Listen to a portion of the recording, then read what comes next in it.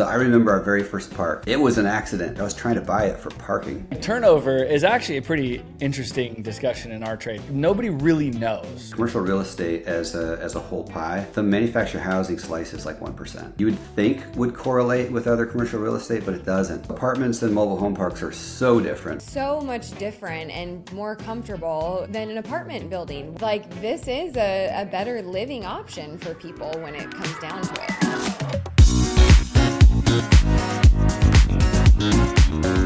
Jack Martin, thanks for joining us for the Cash Flow Quest. We're really this year making a pointed approach to manufactured housing, mobile home parks as our core focus for the guests.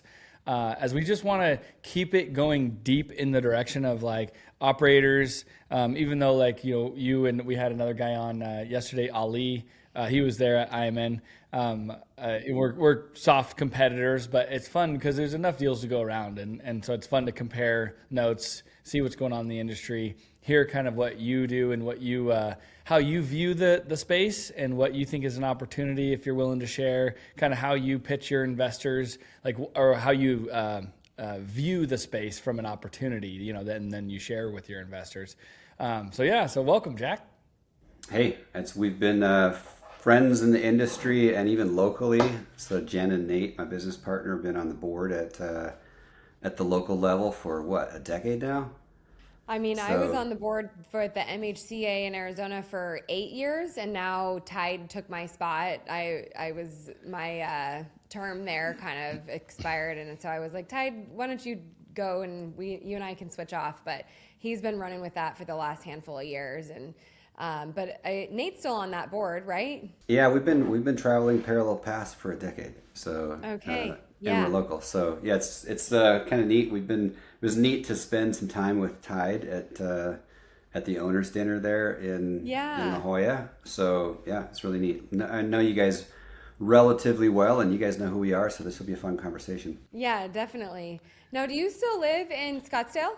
Our office is in Scottsdale, but I live up on the north edge of the city. So fun fact, we have 7 children. And that a little city lot.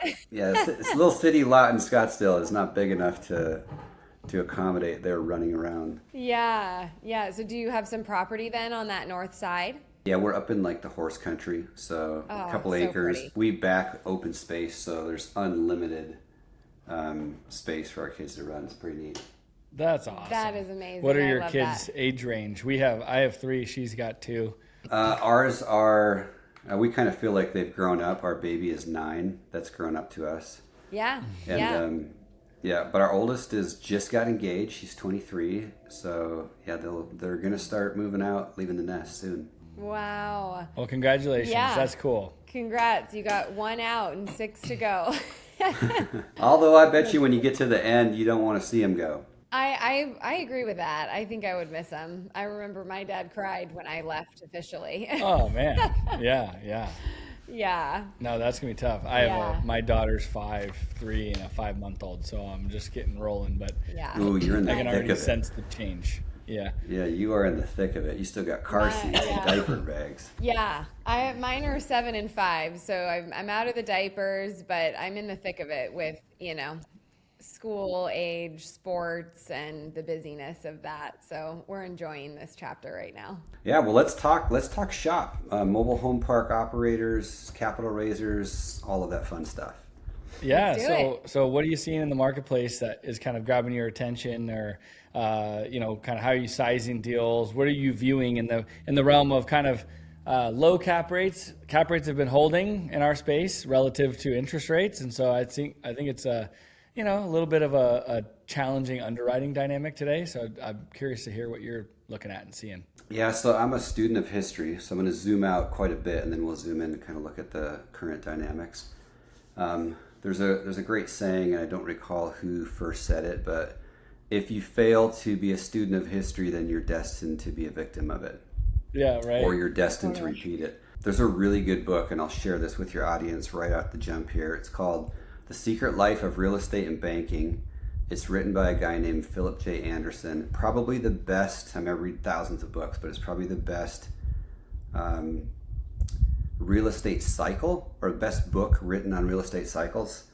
And And to kind of take a piece out of that book, real estate is cyclical, or markets are cyclical because human behavior is cyclical.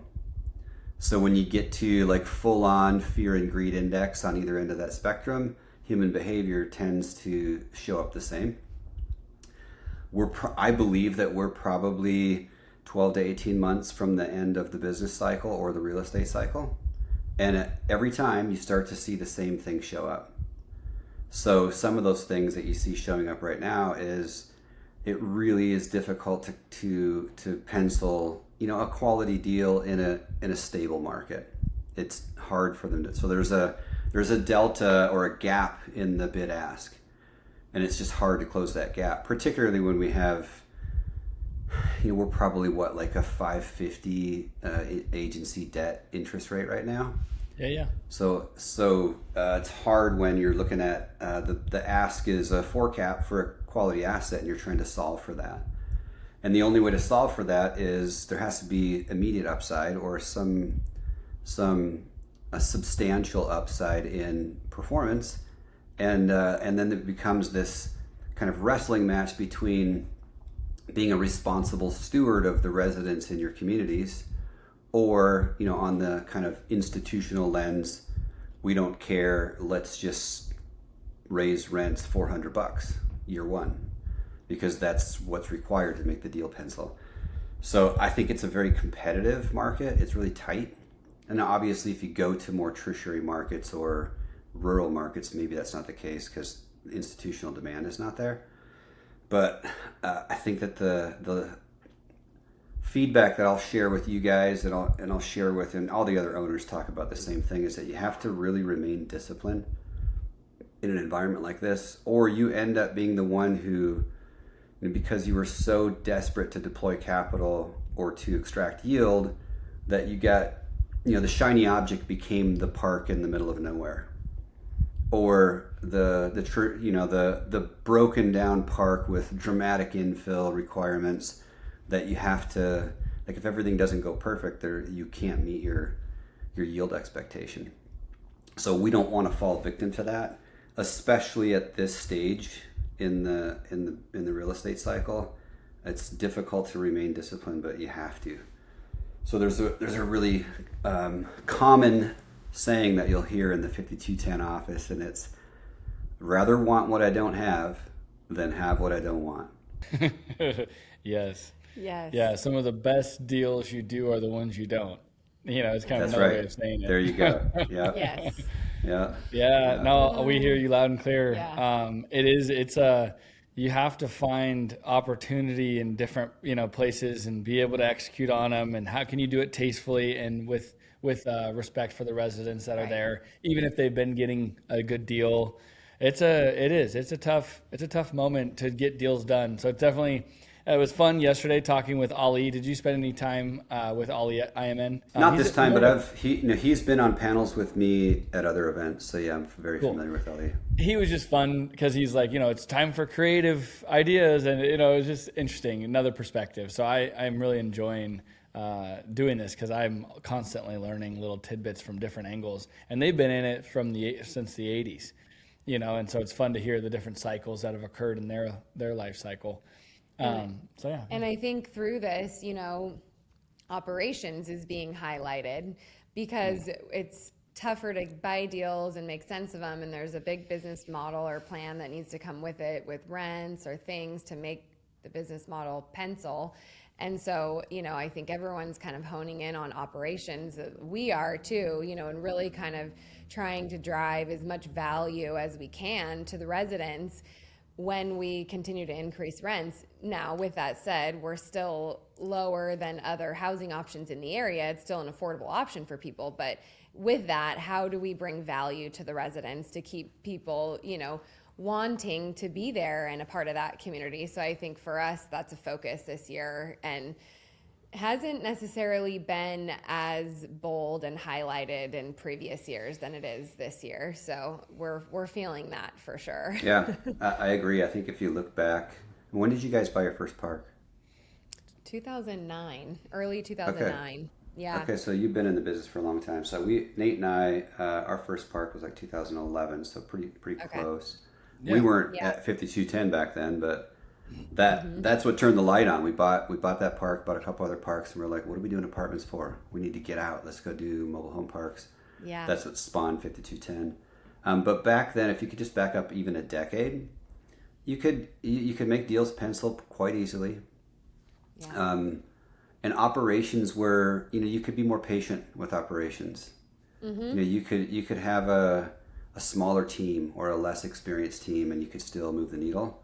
Whereas today, it kind of feels like, because deals are tight, if your ops aren't really fine-tuned, then you can't keep up with the pace that's required to meet the pro forma. So that goes for like marketing. You have to. We used to use some third-party marketing tools, or we would just kind of hire the local realtor. Like, you could still move the needle and keep pace with projections. Whereas, if you tried that today, I just don't think it works. I mean, there's parks that we've bought that have substantial infill, and you have to go at it from like 5 different ways. I mean, you have your internal marketing, running marketing, and playing with, A/B tests and all this other stuff to see what's driving the rest ROI. You got to have internal sales like at the park. You can use, dealers and incentivize them to bring homes in. And there's use the local realtors. Like, you kind of have to go at it from every angle, or you can't meet the projections. So yeah, it does. I think in a tight market, it requires challenging everything. Yeah, we're seeing and feeling that too. We're actively building out a sales team for the first time that just focuses on home sales and, turnover, because it needs a focus, and you need those homes to sell and have residents living there to really kind of make the deal work like we were wanting it to when acquired. So yeah, it's an interesting. Yeah, things I agree. Are so yeah. On the topic of value add, do you guys have any fun stories that you're kind of dealing with now? We have some we could share, but anything while we're on that topic that's just elevated right now from like your guys' execution focus? I think there's always a challenge that we're solving. If this business was easy, everybody would be doing it. Right. So, Right. Yeah. Yeah. It's actually kind of interesting when Nate and I got started. We had to pry our way into this business. Our expectation was, Nate comes from the brokerage background, so he's like Marcus and Millichat, formally trained like commercial, office investment sales broker, and he's like, Jack, it's pretty easy. Just reach out to all the brokers, go find them all. So since we're in Arizona, we went and found like the half dozen brokers in Arizona, which you guys, I'm sure, know them. Some of them were just like, kind of a dude in his garage, like just a cowboy, right? And then some of them were actually like professional brokerage shops, and then everything in between. Yeah. And we approached those, and the brokerage shop, first question is, how many parks do you own? We're like, well, this will be our first one. Get in line. I have 20 guys ahead of you. So like, okay, I'm not going to get deals there. And if I do see a deal from that guy, 20 people have passed already, so I probably don't want it. Yeah. And then you kind of work your way down the chain, and there's like, okay, that guy's a little slippery used car salesman, and you could do deals with him, but you got to give him like $100,000 in an envelope on the side in order to see it first, right? So there's that guy. And you guys know who I'm talking about as I go through this. And then you get all the way down to like the small cowboy in his garage, like super nice Midwestern raised, like, but he only shows you like 2 deals a year. Uh-huh. It's like, that's not scalable. So we're like, okay, well, I guess we got to start our own brokerage, like in-house. I have to be the broker and just build my own database and pound the phone and meet owners. And it's not easy to pry your way into this business, certainly if your intention is to build scale. And I would imagine that's probably the case anywhere in the nation, but it certainly was the case in Arizona. You have all these California owners who are exiting because of the high taxes and the regulatory pressure, and they're just jumping over the border and reallocating, and they're looking at Arizona real estate as if it's cheap in comparison, where we always thought it was expensive.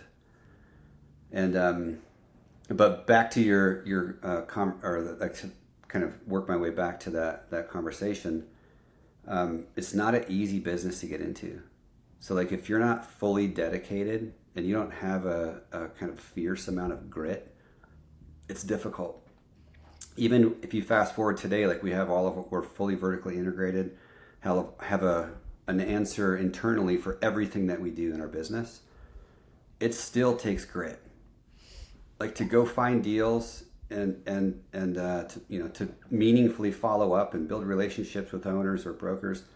Like it takes a full-time effort. You just cannot let off. So if you're not willing to do the work, you don't have a team around you that's similarly wired, you may as well just go get a job. Yeah, you're getting me fired up because it was not easy to break through and get a seat at the table. Because it's kind of like the guys that have been buying successfully for years, like let's say prior to you and I arriving on the show, or to the table, even the outskirts of it. Right. You realize that like the guys that have been at the table are going to get preferential treatment until you find a way to get to the table. Well, and have a reputation for yourself and kind of set that boundary line. Yeah. I did the same thing. I had to win deals with hard earnest money day one. Yeah. And that was a gamble. That was like, okay, not only like win the bid by at least a margin, 50 or 100 grand, but then like we started on the deals that we knew, that were great. Yeah. We just would pull out the stops and have to literally arm wrestle our way. And so I totally feel for you and understand loud and clear, and actually gives me comfort now knowing that it is not easy to get that seat at the table for the next guy and the next competitor. Like if you're unwilling to make the long, persistent effort to break in, then you're not going to be a competitor. Yeah. To add to that, if you were to zoom out and kind of look at all the corners of the business, you can't afford to trip, with your reputation when it comes to these guys close every single time. So you can't open escrow and not close. Amen. You can't make that mistake. From an operations perspective, you can't afford to trip and have reviews from your residents on Google that say these guys are terrible operators. So your ops have to be tight. Yeah. And then from a capital perspective, like you can't afford to trip in any manner or any fashion with respect to raising capital. So if your investors are not happy, and the goal is like 100% satisfied or elated investors, and if you can't achieve that goal, well, then you're going to have poor reviews out there and noise with respect to that. And then now you can't raise capital. So it's a juggling match, and it takes it, like I said, it goes right back to that, like what's at the core of the why that you're doing this business. And that has to be pretty strong, or you're going to slip in one of those fashions, and then it's difficult to scale. But I think the cool outcome, and I know that you guys have been an example of this as well, when you are successful, then all of a sudden that broker that wasn't giving you a seat at the table is like, hey, how many lots do you have?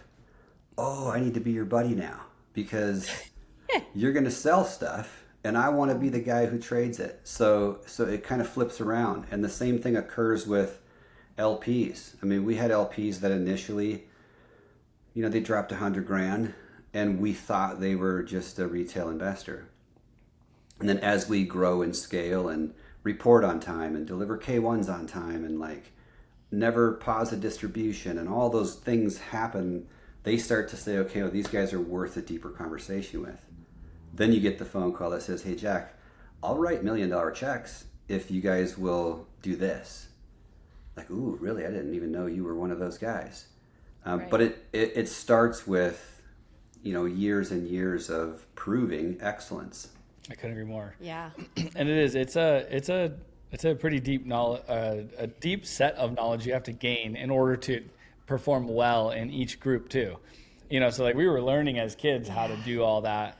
Because our first deal, I was 19 years old and kind of juggling. And the first deal, I'll share this one with you. I don't think I've gone there with you, which is we screwed up the LLC operating agreement so bad. It was all based on capital contributed. Normally it is, right? But then how you split up the money in the event of a capital event all went to the pro rata of the capital contributed.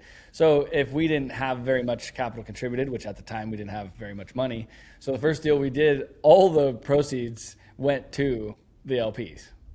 You know, so it wasn't like a total failure because they did well. They were stoked. Yeah. But like internally we're like, dang, you know, we didn't read that right, you know? So like we had some pretty goofy, just operating agreement challenges on the front end of just like figuring out how to be a syndicator, put deals together. The deal we bought, thankfully, to your point, like in 2009, the biggest challenge was back then was just getting a decent loan, you know, from a little bank because everyone was shell shocked still from the GFC. Yeah. So, but it was like a 8-9 cap on the beginning, and with a couple of other variables like home notes and things, like it was a 10 cap. You know, so I was able to pay like an 8-9% cash on cash right out the gate. And it's like, man, I missed those little deals. You know, that was a fun era in hindsight. But you had to pick up all this random, different, pretty diverse knowledge. I was going to say there are 3 very different categories. Oh my gosh. You know, and like the investor realm and paying distributions on time and doing the tax returns and issuing the K1s.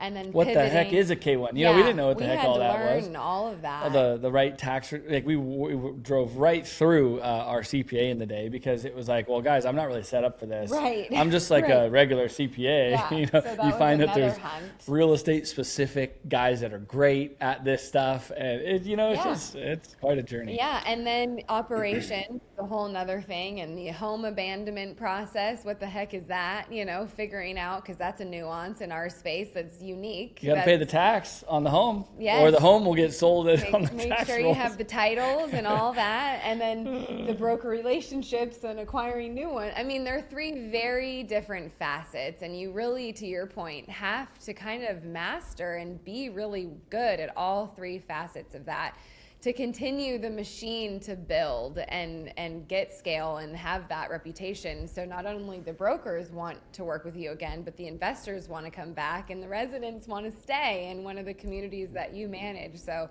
it's a journey for sure. So you guys are vertically integrated too, right? You manage all of your own properties? Yeah, and we're spread across 5 states now. So we're mostly in the Southwest, but we're also in Florida, and we just entered the Midwest. So there's all those nuance and those variables that show up too. Like in Florida, they have a thing called a prospectus, and it guides what you can and cannot do, in that county with respect to your operations. So, there's state level, local level. There's so much nuance in this business, but I think part of that is the challenge that makes it rewarding. So it's not just a cookie cutter business. It requires a special talent or special skill and that grit that we talked about, but you just develop it along the way. So to circle back to your earlier question, like what are some of the challenges? So I'll share just a few with your audience, just kind of build on this. We bought a park in southern Arizona about 8 years ago, and it's not a big park. It's like 65 lots, and it was like 20% tenant-owned homes, and then there was like 50% mostly vacant park-owned homes, and these are like 70s vintage coaches too. These are not like new homes, right? So these are the ones with like tin roofs and like aluminum wiring and like the cabinets that are only this deep and the door jambs built out of like flimsy materials, those ones, right? And then there was about 20 vacant lots, right? So we got a good deal on it. So the numbers made sense. Like there was cash flow day one. It wasn't a lot, but there was cash flow day one. And there's just a tremendous amount of upside. And the market, even though like we did a great market study, median home values were $300,000 or at least, $290,000 or something like that. Is a growing town, 50,000 people. It seems like it had good intrinsics. There was a lot of jobs. There was industry, there's military.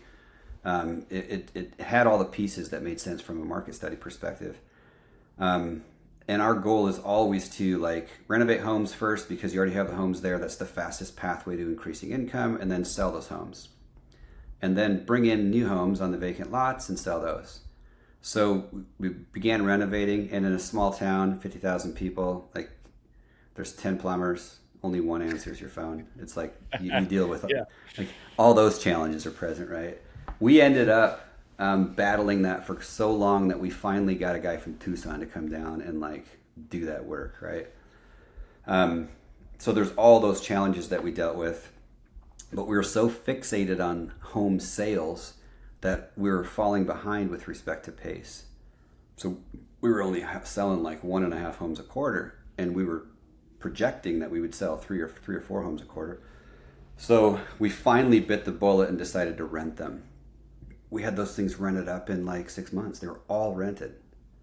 So kind of a little light bulb went on for us, like, okay, well, sometimes you're so fixated on the strategy that you had in mind when you purchased the deal initially, that if you're not flexible and you're not willing to be a little bit nimble and pivot when it's required, you could have your heels dug in for years and not be able to accomplish that goal.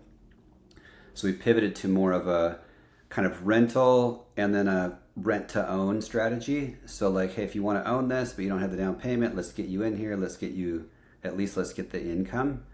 Let's get you excited about being in this community. And then 12 months from now, we can talk about credits from your rent applied to purchasing the home.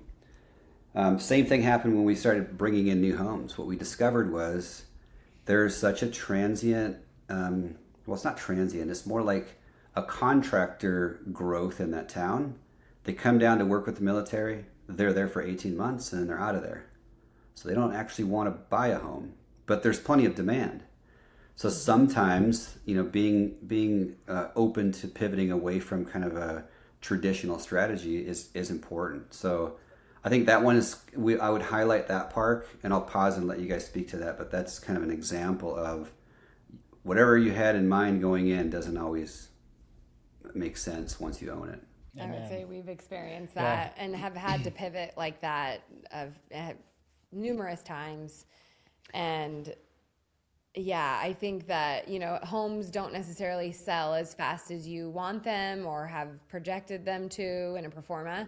And so having kind of being creative with what other options, or selling at a discount, or renting the unit, or, just being creative and thinking outside of the box.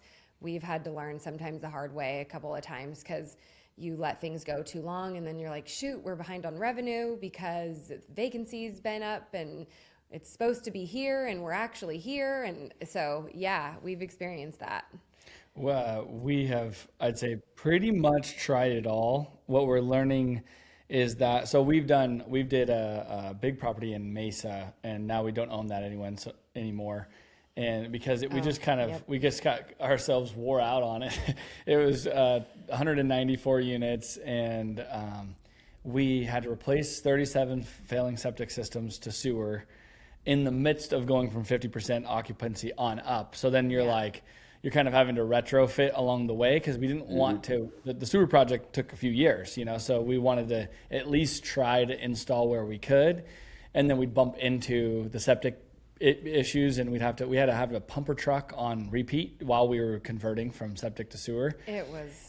We've learned the hard way there that the homes really in that era too, in 2020, I had somebody tell me, no, the homes were the same price. Like, you're wrong. The homes went up like 100%. They went from like 50 to 100 grand, And so then, but we were underway. Like, to your point, we were underway. Like, things were in progress. We had already hit order on homes, and we're getting those notices from the manufacturers. Hey, sorry guys, but due to the supply constraints, the home values are going to go up, or purchase price of the homes. Yeah. And so, like, everything that could have possibly gone wrong on that deal went wrong. And on top of that, it was COVID era, and so no inspector wanted to show up. Exactly. No, it was just an absolute mess. It was just a nightmare. So we ended up renting a ton of those homes, and we through that challenge, I'd say, kind of like set a groove for ourselves in procedurally, in that we like to set homes. We like to buy the cheapest available home that I'd say has drywall. Like a couple of dynamics that are better for renters. Yeah. That then you can easily refresh and sell retail. Yeah. And so we now have a whole program. But if we have to bulk set homes, we rent them first and then we sell them on turnover. And then even then, if you need to double back, let's say you rented them all in the springtime, and so then they all come back around and you end up with too much turnover, you can decide, okay, these 3 will sell first, so we'll continue to lease those other ones for a year. So like we have a whole internal dialogue going about this all the time.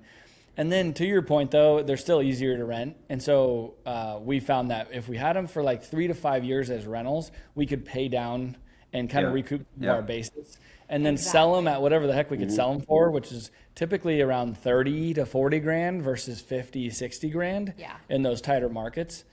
And so it's just crazy. Like it really is. There's so many little dynamics to operating them well. And I'd say in our investment thesis now has shifted a little bit as we scale our investor relationships and we're able to raise a little bit more money than, when we go back 10, 15 years, we were doing smaller deals.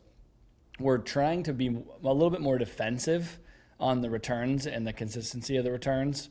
And so that's where I'd say that we're going to walk that fine line between some value add benefits or kind of the blind spot in the institutions, where they won't do it because it's too small, but it still is a core deal. So we're kind of trying to walk that tightrope. But it's because it is hard to do all that stuff, not to mention the set crews. So you mentioned the plumbers, which made me laugh. I had a guy call me new to a market back east, and he goes, "Hey, I got some home set quotes to set up the 25 homes I got to set, this and that." And I'm like, "How big is the town you're in?" And he's like, "Oh, it's like a couple 100,000. I'm like, "You don't piss that guy off. Don't piss off the guy that is probably one of 2 set crews in that area." Yeah. So I would say go in, set a 4 or 5, maybe 10 homes with the guy, pay maybe a small premium, and then negotiate. Because the vendor pool is small if you're not going to just boot it up yourself, which is not easy to do all over. And so it was funny, though, to watch it play out where it was difficult. He decided to kind of pinch pennies, I'd say a few grand, per home. And it ended up taking way longer than he thought to set the homes and get them finalized and permitted and, certificate of occupancy.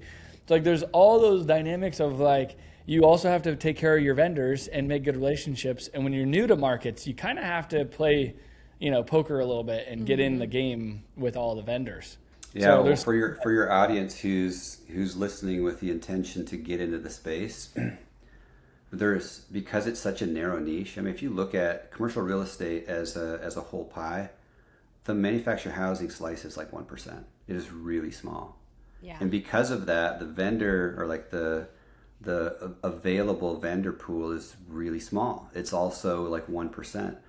And there's so much, nuance associated with manufactured housing that you would think would correlate with other commercial real estate, but it doesn't. So I remember our very first park. It was a little half-acre park in Flagstaff, Arizona. It was an accident. I wasn't actually seeking a park. I was trying to buy it for parking because the building next door was missing, adequate space for parking. And I thought, well, this is just an apartment all on one level. That's how my mind was thinking. Then when we owned it, I realized they're not even cousins. Like their apartments and mobile home parks are so different because of the homeownership piece. But I think that the message to share with your audience is that mobile home specific, like talented, experienced vendors and contractors that understand manufactured housing communities, there's not that many of them in each market. And sometimes he's the only guy you got. So you better be play nice in the sandbox. So, because otherwise you're importing from another town and that becomes way more expensive than working with the local guy. Yeah, and sometimes runs out your time frames then, and it's not a good situation. I just have to share a funny story that comes to mind because the vendor dynamic. But we had this park in Tucson, and early on we had to resolve some old P-trap conversions. They had those like in the ground little traps. Yeah. So you're like trying to figure out what the heck's going on with that unit. It's backing up, and then you end up just having to trench a new lateral and just go retie into the main because it got old. And the plumber has to respond like on a Saturday, and he has to trench and dig under the home. You know, like the way that it's set up, and it just is like not easy to access. You can't get a little mini X in there or something. Like, just was not going to happen. And me and Tide laugh about this, and he's on the phone, and Tide's, you know, he's kind of on call in that particular moment. Yeah. And he calls me on a Saturday, and he's like, "Hey, this line, you know, it's Saturday. The guy's there, he can do it, but he's just not happy with it." And it's going to be like double our normal. It was like $2 or $3 grand at the time. I think it was going to be like $5 or $6 grand. But like, what do you do? And it was quite a dig. Is the bottom line. Mm-hmm. It's hot. And he goes, you know, this is just an all around shitty deal for me. And like the guy's underneath the trailer. It's 110. Sweating his ass off. Yeah. He's digging a sewer line that's backed up. So he's having to pump the shit out of there. Yeah, you know, like it's just like the epitome of a dirty job. Yeah. You know? And it always stuck with me. Like there's going to be moments where you got to take care of those guys. Yeah. And pay the extra money because. Also, never take your phone call again, even if they did do it. Yeah. You know, they'll never take your phone call again because, like, you know what? I don't want to work underneath the trailer. Right. You know, and so there's also that premium that you sort of have to pay here and there just to keep relationships because out of the 1% of the plumbers, not all of them want that business. Right. It's like you have to learn that. You know?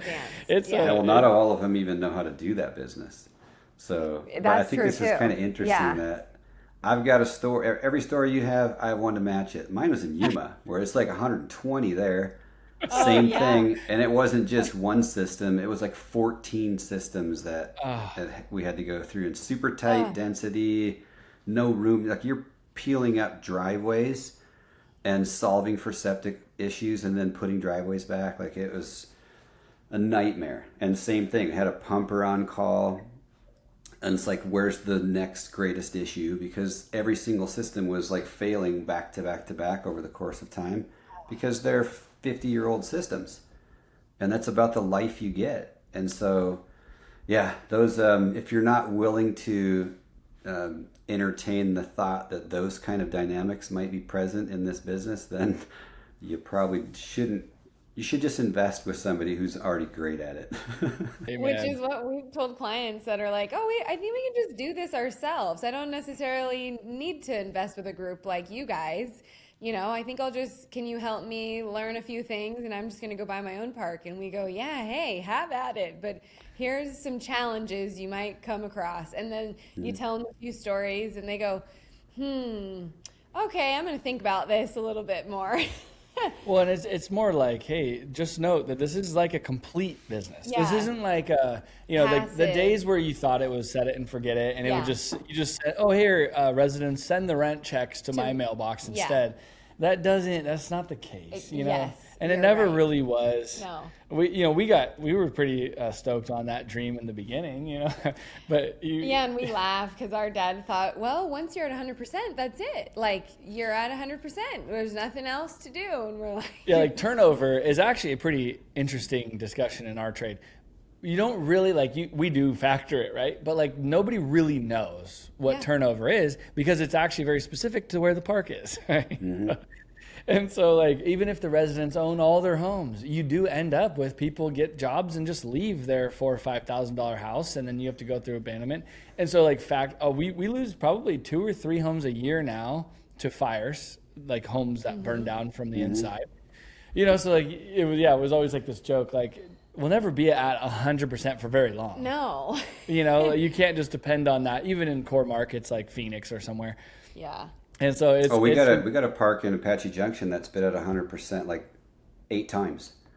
Yeah. And then it's not, and then it's at 100 and it's not. So, but that's a good deal then. That is a great deal. Well, typically it's because it's an older park, so it has older coaches, and then somebody moves out, and we're looking at that old coach saying, let's put a new one in. So that's voluntary, like we're making that decision just to kind of upgrade the cosmetic appeal.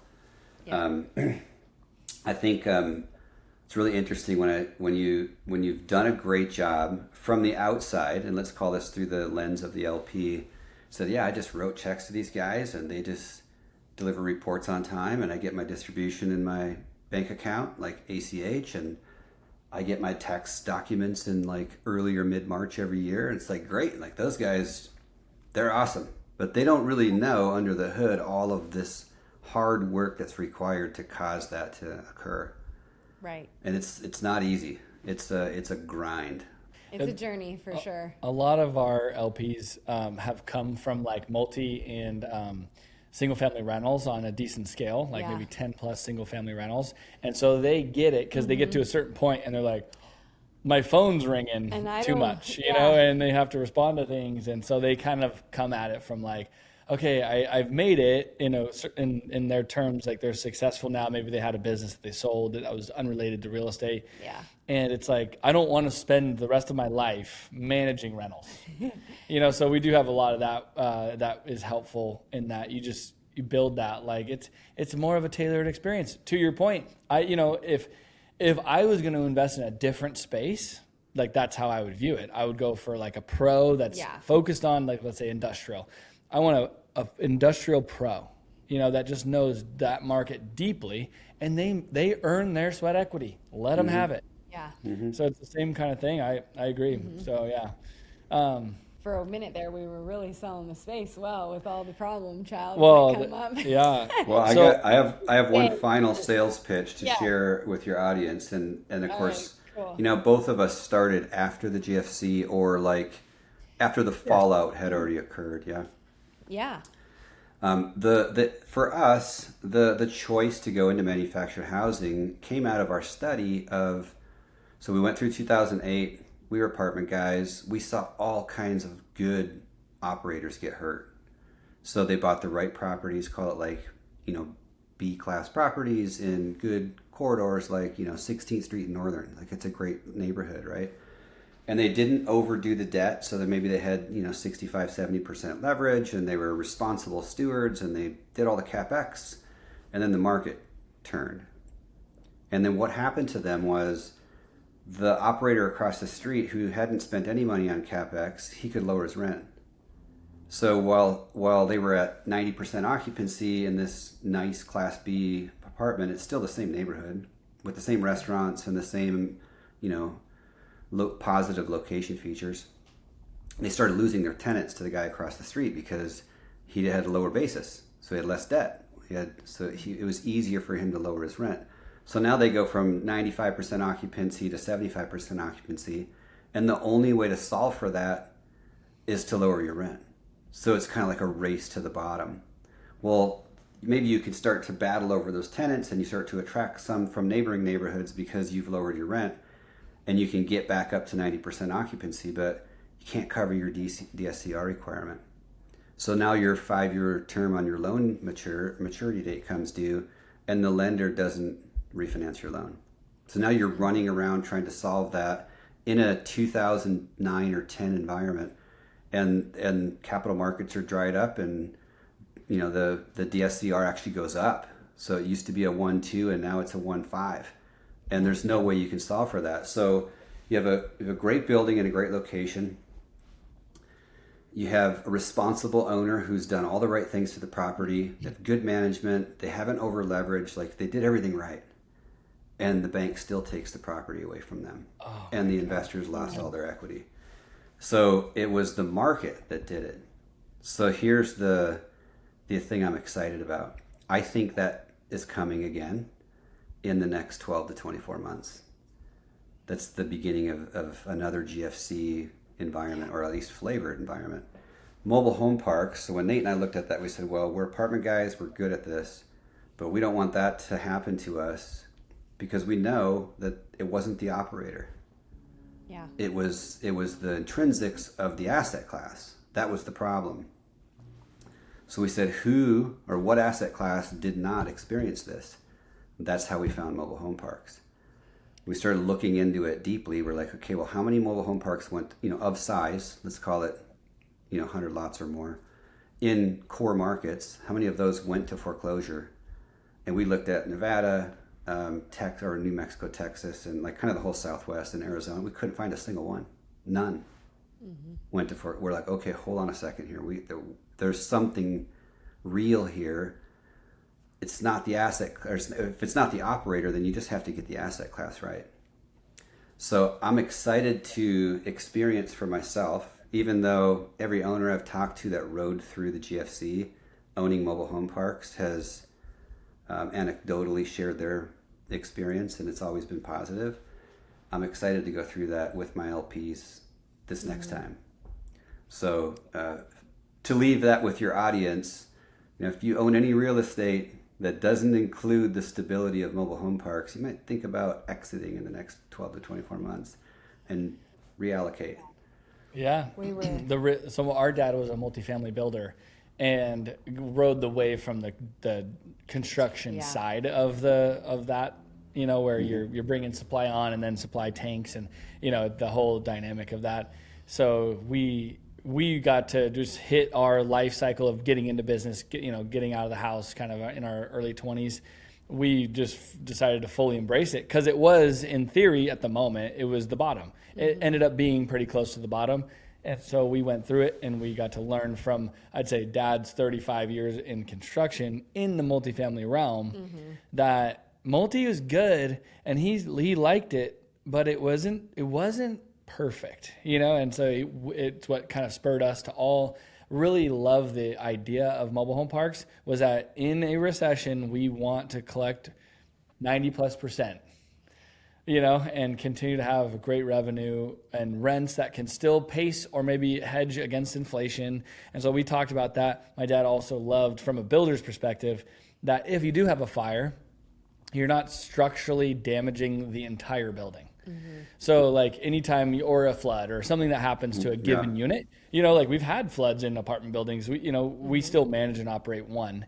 And we had a fire, what was it? It was a fire hydrant. Yeah. A fire hydrant line on the first, down on the floor, on the ground, punch a hole in the concrete, basically sprung a leak, comes through a concrete crack where asphalt and concrete come together, and geysers up and floods the third story with the window open. So then the third floor unit trickles down to the second all the way. It's like the whole section of that building, first, second, third We had to floor. do a full flood, repair on that whole 6-unit pack because it just trickled down into the 6 units or whatever that touched that one unit. That guy just happened not to be there, so it just perpetuated the fact that it had been leaking in there for a long time. And it happened the middle of the night. And anyways, we had these perfect scenarios where you have to make a massive insurance claim and it impacts the building. Well, you take that to a single mobile home, it impacts one structure. Yeah. Ideally, you have 100, let's say, at least. So it's 1%. And then you can replace that unit in a case of a fire or flood or whatever. And you're still buying at the $60 a foot. Whereas now, multi in San Diego, $300-400 a square foot to put something back. And you can't really insure against it. You can, but you can't. It's it's implied, but it's not really written that you can get full coverage because, it's this risk factor. So to your point, there's so many risk averse dynamics within mobile home parks that I just continue to find and I just continue to love the asset class. Yeah, and I think we talked a little bit about this yesterday too, where when there is a recession or, a downturn in markets, we find that there is an increase in demand for this particular asset class because it is the lowest level of home ownership still, and if you're raising a family, it's a house with 2 parking spots, a yard for your kids, and maybe a dog or a pet that you have, it's so much different and more comfortable, a lot of people think, than an apartment building where it's a small balcony and, shared walls. And there's definitely benefits to this space from a resident's perspective too. So I think that the demand shifts when money is tight and the rents are really comparable. This is a better living option for people when it comes down to it. And I think the uncorrelated nature is what you're alluding to. Yeah.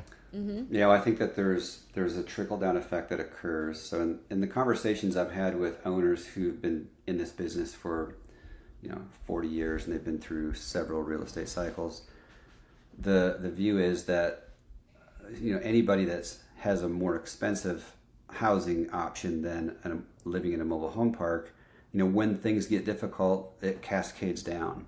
So all of the demand ends up coming down to the most affordable housing solution, which is mobile home parks. So it's even more so than an apartment in the same neighborhood. So I think you have the guy that was in the luxury apartment because he had a great job and then he got laid off. He goes down to the kind of working class C apartment. And the person that was in the class C has to tighten his belt and he goes knocking on the door of the mobile home park in the neighborhood.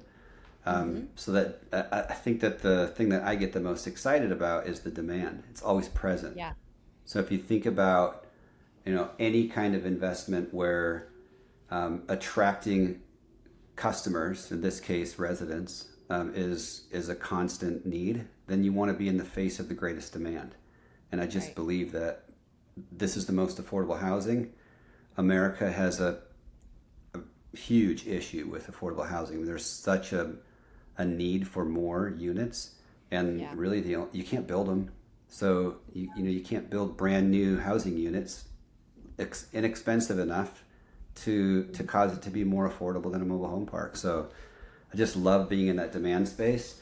And I think to kind of touch on your point of being able to collect your rent, being confident that even during difficult times you're still going to be able to collect your rent. All we have to do is go back to COVID. Yeah. Our buddies, our former, apartment buddies were like 30, 40, 50% down on rent collections. And it wasn't because they lost residents, it was because of strategic default. Yeah. So when the apartment residents found out, I don't have to pay the rent, they can't evict me. At the end they can. Right. So a year from now, when the moratorium is lifted, they'll be able to evict me. But I just take my stuff and I leave my damage deposit, which was only like $600. So I don't care. That was the attitude of a lot of apartment residents. Yep.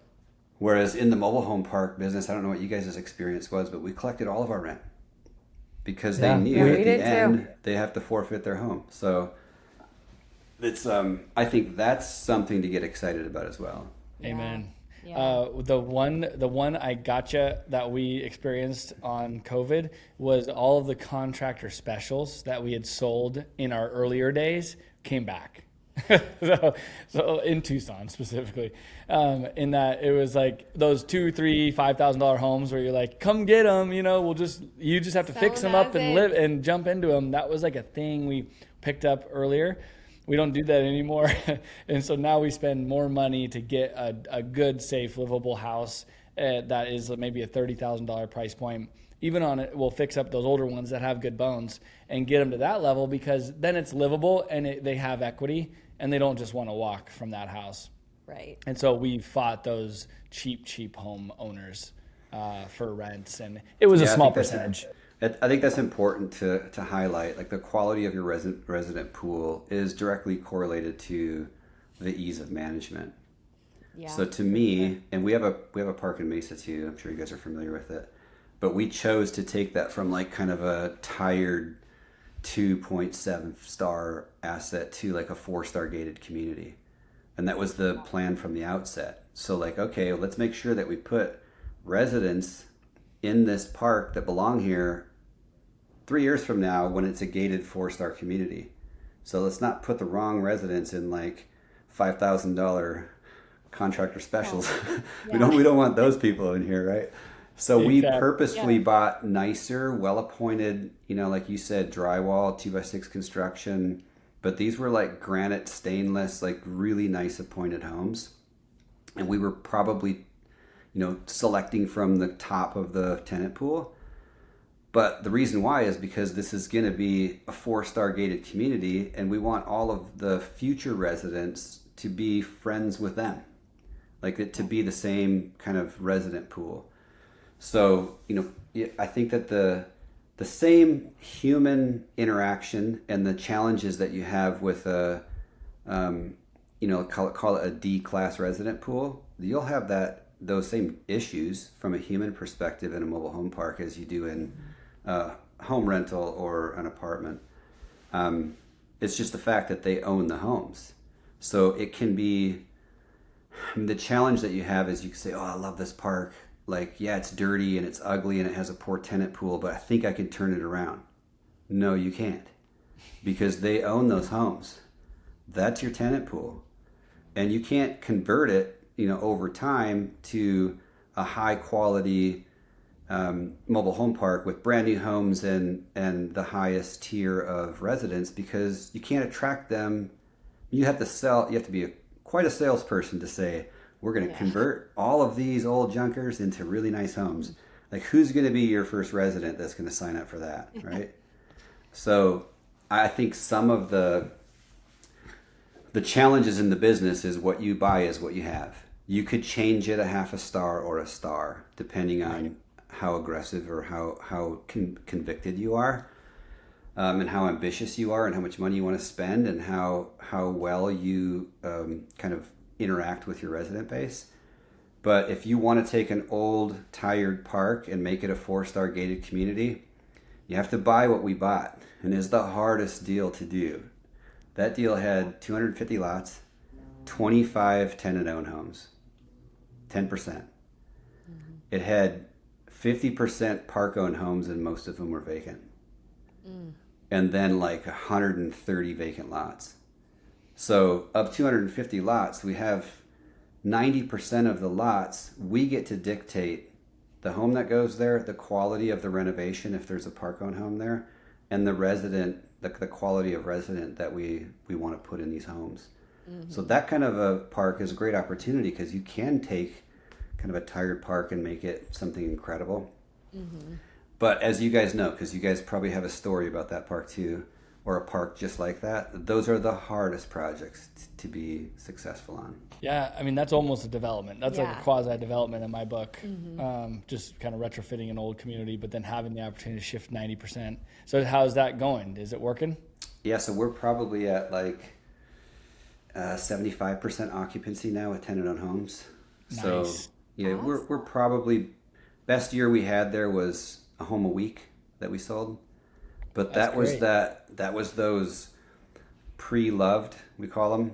Yeah. So like, the park-owned inventory was like late 80s to like early 2000s. So it was good bones. It already had like the right plumbing, the right infrastructure.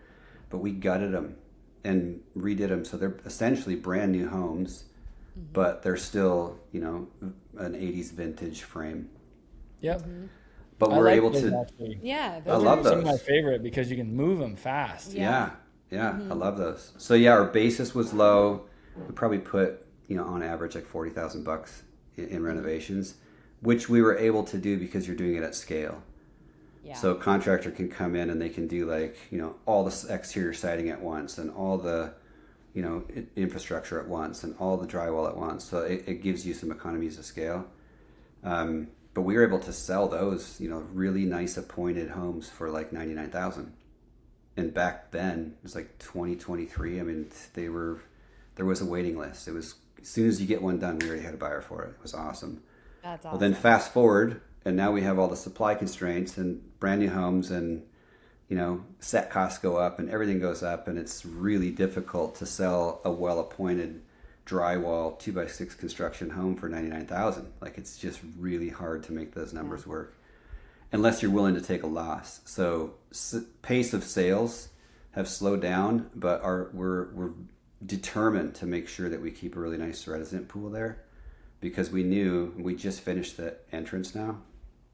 So now we have a 4-star gated community, and that's what we were seeking. So we're still behind market there on rent, but that's a purposeful thing. We want to be the most attractive. When you're doing what you're doing, makes sense.